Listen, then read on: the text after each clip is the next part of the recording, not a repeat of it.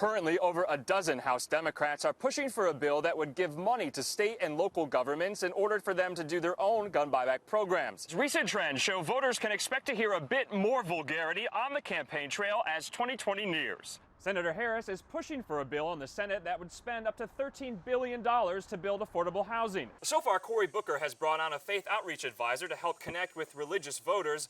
Others, like Joe Biden, are actively trying to beef up their outreach to religious voters as well.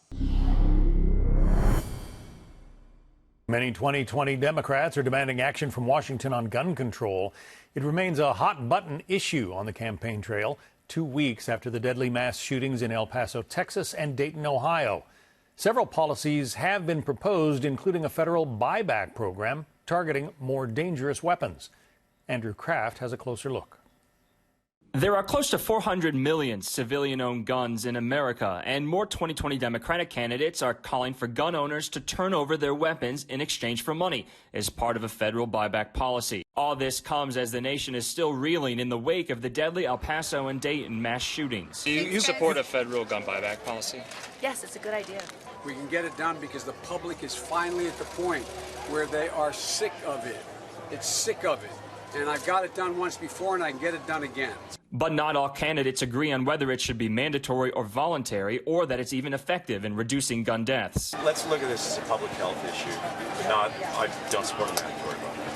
Gun rights groups are calling it nothing short of confiscation. What you see the Democrat candidates are doing is they just simply want to demonize firearms, and they're coming up with the same old failed policies and ideas that haven't worked in the past. Even gun control groups like Everytown for Gun Safety want to prioritize other solutions, telling Fox News in part, presidential candidates are talking about a number of policies to address gun violence in America. What Americans are demanding now is for the U.S. Senate to pass legislation to require background checks on all gun sales and a federal red flag law. Those need to be the Senate's first priorities. And there are fears criminals will take advantage of buybacks at great costs to local police departments. The people you're most worried about, criminals, they're either not going to turn in their guns, or if they do turn in their guns, they'll turn in some old broken down gun, get some money for it, and then maybe buy a new gun.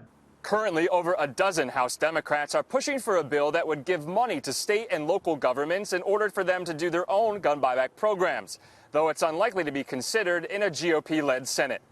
In Des Moines, Iowa, Andrew Kraft, Fox News. Hearing the presidential candidates say a curse word this cycle seems to be the new norm, especially if you're Beto O'Rourke. The president asking for women of color duly elected by their constituents to go back to their country? Tell me what the that means. Why do you do it?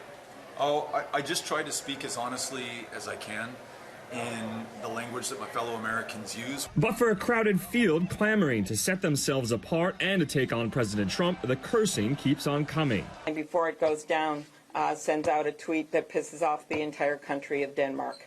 It is true I don't swear in public a lot. I'll put it out there. Mitch McConnell, get off your and pass gun reform in the United States Senate. The cussing hopefuls haven't objected to each other swearing while on the trail. I can't say that I've never used a swear word.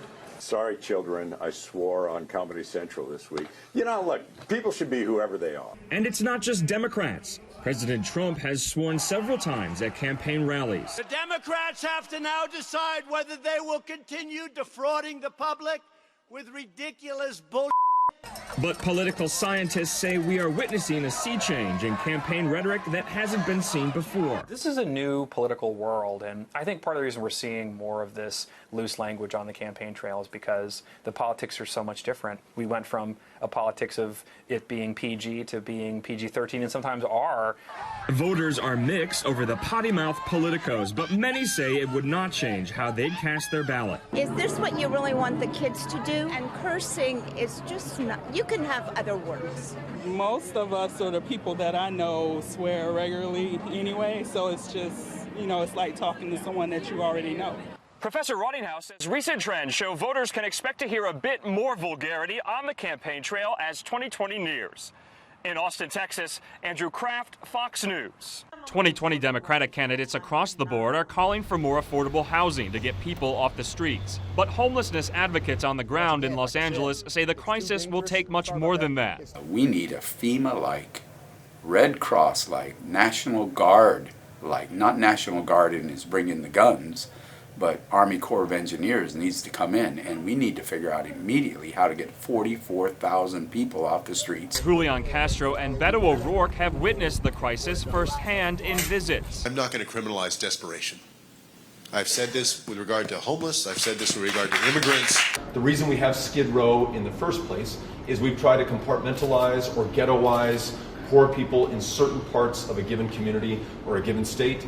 That cannot continue any further. Bernie Sanders, Castro, and O'Rourke include ideas in their plans, like increasing funding for homeless assistance grants through the Office of Housing and Urban Development, fully funding housing choice vouchers, capping rent increases, and renovating dilapidated public housing.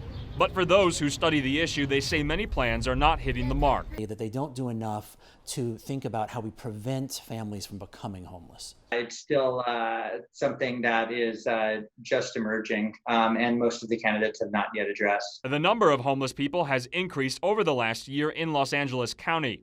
Democratic voters in the area are taking notice. It's definitely not a spoken topic, which is very disappointing to me because I feel like the housing crisis is one of my priorities as a California voter. A lot of the candidates are talking more about adjacent things like poverty and just like more Medicare for all, like all the things that kind of lead to homelessness. Senator Harris is pushing for a bill in the Senate that would spend up to $13 billion to build affordable housing.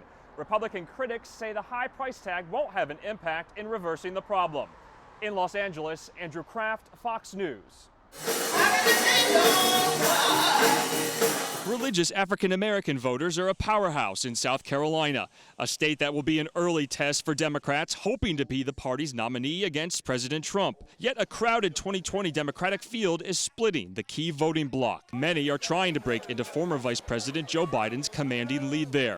The most recent Fox News poll among black South Carolina voters show Biden with 41% support, Sanders at 15%, Harris with 12%, Booker at 4%, Warren with 2%, and Pete Buttigieg at 1%. Candidates are visiting churches, reading biblical passages at events, and meeting with spiritual leaders as they campaign through the state, an important strategy for candidates like Senator Elizabeth Warren and Mayor Pete Buttigieg, who have struggled to gain support. There is God in every one of us. But the second thing it says to me is it's not enough to have a good heart.